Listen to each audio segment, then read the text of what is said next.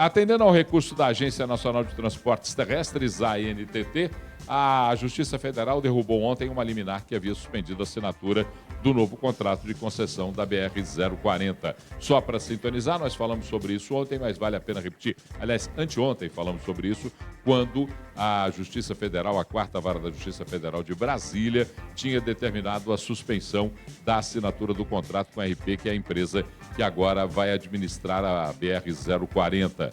O pedido de anulação dessa assinatura tinha partido da Via 040, que queria ressarcimento, isso é imoral, queria ressarcimento pelo dinheiro investido na BR-040. É duro, né, Ricardo?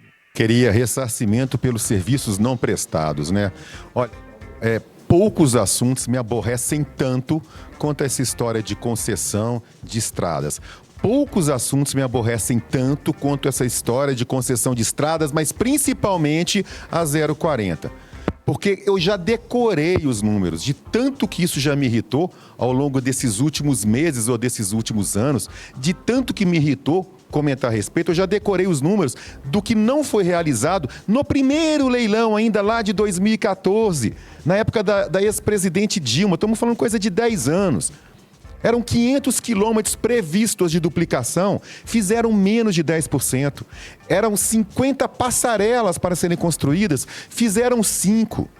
A única coisa que saiu, e eu sempre repito isso, foram as 11 praças de pedágio. Isso ninguém se esqueceu de fazer.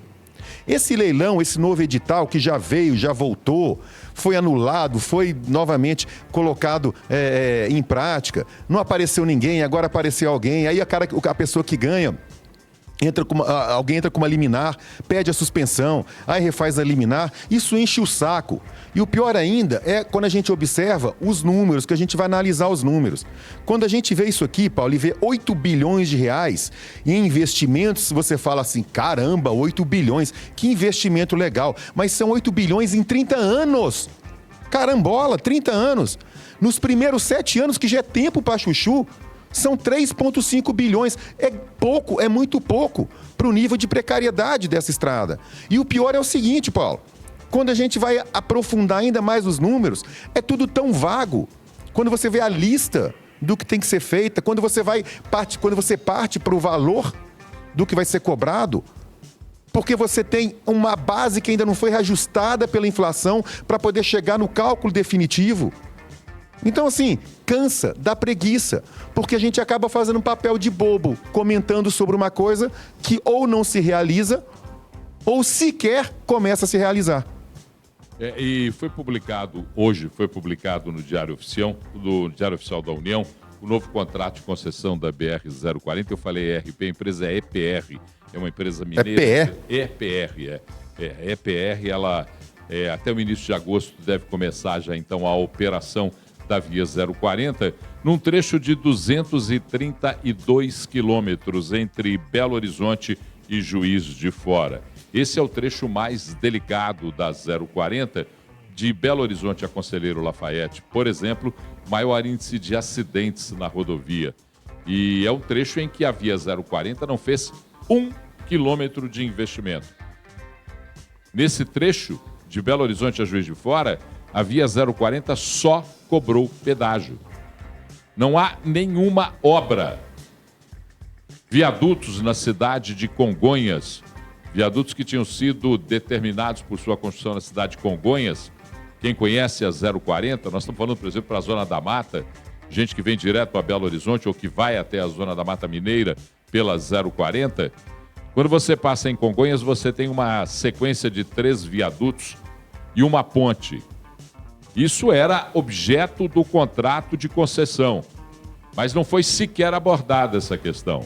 A construção de vias duplas de terceiras faixas, nada foi feito pela Via 040, que extorquiu o contribuinte mineiro e brasileiro cobrando pedágio para nada entregar. Essa é a realidade.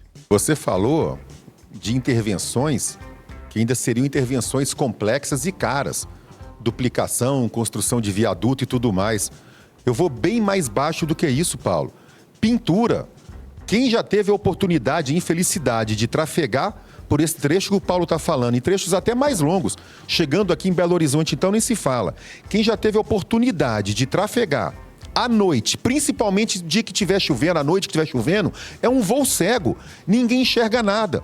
Porque além da precariedade da pintura, chamada sinalização horizontal, você ainda tem um acúmulo de minério das carretas que por lá trafegam, e isso transforma a via, transforma a estrada num tapete negro, você não consegue enxergar nada. Então, quando você fala que não foram feitos viadutos, era obrigação e não foram feitos. Quando você fala que não foram feitas alças, eram obrigações e não foram feitas. Mas, Paulo, nem pintura a gente tem. Esse contrato durante esse tempo todo, e não foi falta de denunciar. Ô Paulo, eu me lembro de você, Paulo Leite, há 10 anos já denunciando esse contrato, o primeiro contrato que foi assinado, como eu acabei de falar, ainda na época da ex-presidente Dilma Rousseff. De lá para cá, muito pouco ou quase nada foi feito. Eu falei também de todos os números. Você está levantando outros números agora. O contribuinte brasileiro é feito de palhaço. E nós, brasileiros, morremos e perdemos pessoas queridas por causa desse tipo de situação. São condições, são características. Ricardo, você colocou aí, quando foi assinado esse contrato, o contrato foi assinado em 2013, salvo engano, final de 2013. No final de 2013, quando esse contrato foi assinado, a presidente era Dilma Rousseff. Era a presidente Dilma Rousseff. Esse contrato foi assinado e ele já tinha sido denunciado por várias pessoas envolvidas na observação da assinatura desse contrato. Esse contrato era cercado de irregularidades. A Via 040 começou a operar de maneira irregular. E da sua operação em diante, sempre se manteve de maneira irregular. Em 2019, a Agência Nacional de Transporte Terrestre, a ANTT, assinou com a Via 040 um acordo para que se devolvesse a concessão ao governo. E nesse acordo há absurdos colocados que são favoráveis a Invepar a Via 040. Na oportunidade, em 2019, eu denunciei, falei a respeito, trouxe informação, fui desmentido pela Invepar.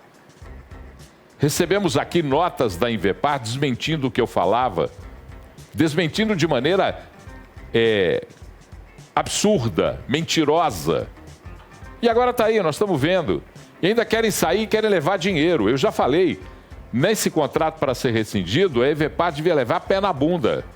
Me desculpa a sinceridade, é ser tocada fora. Porque ela nada fez. Me desculpem os advogados que estão aí envolvidos nessa questão, os diretores da Invepar, mas há uma vergonha estabelecida para a gente discutir. Então agora a EPR tem uma missão dificílima, que é fazer com que todos nós, mineiros, brasileiros, que usemos a via BR-040 nesse trecho entre Belo Horizonte e Juiz de Fora, que nós nos esqueçamos de todas as irregularidades praticadas até agora. Fizeram o fatiamento da 040, fatiaram daqui a Juiz de Fora ao Rio de Janeiro e de Belo Horizonte a Cristalina em Goiás. Fizeram 3 trechos, fatiaram. O que se espera é que agora, depois desse fatiamento feito, não se tenha mais nenhuma desculpa. Lembrando, por exemplo, que o anel viário de Belo Horizonte, o tradicional anel dos acidentes, das mortes, dos absurdos, esse anel viário, ele é de responsabilidade do trevo de Brasília até a saída do Olhos d'Água, até a BR-356, ele é de responsabilidade da EPR. Então vamos ver o que vai fazer. Eu te confesso, eu sou descrente. Eu acho que não vai adiantar nada. Eu acho que vai ser um samba do crioulo doido, igual a gente viu com a Via 040.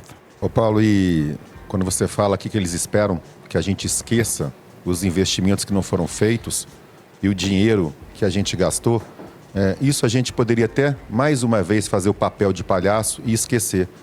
O que não tem jeito são as pessoas que perderam parentes e amigos esquecerem dessas mortes. Essa é que é a questão. Pessoas mutiladas em acidentes nesse trecho de Belo Horizonte a Juiz de Fora. Algumas intervenções que deveriam ser obrigatórias, deveriam ter sido feitas de maneira obrigatória pela Via 040, por exemplo, nesse trecho que vai do trevo de Ouro Preto até a curva da Laranja, quem conhece sabe do que eu estou falando, é onde passa ali pela Coca-Cola, passa pelo Aconchego da Serra, passa pelo Trevo de Moeda e vai até a curva da Laranja. Esse trecho ele é vergonhoso. A Via 040 sequer maquiou esse trecho. O Ricardo está falando desse trecho, passa lá agora. Se estiver passando, faz uma foto para a gente, manda aqui. Não enxerga nada. Você não enxerga nada, não há sinalização. Eles nada fizeram. E ainda começaram a arrumar uma desculpa no final do discurso. Os caminhões de minério. Mas eles não sabiam que ali passava caminhão de minério? Então são idiotas, me desculpe a sinceridade. Então são idiotas. Se eles pegaram uma concessão não sabendo que ali trafegava caminhão de minério, são no mínimo idiotas, me desculpe a sinceridade. Sou obrigado a ser sincero. O pedágio ainda não tem definição de preço, vai ser recalculado. Em princípio, Paulo, depois que fizer o cálculo do reajuste pela inflação, esse valor pode dobrar, tá? Isso pode chegar a 12, 13 reais.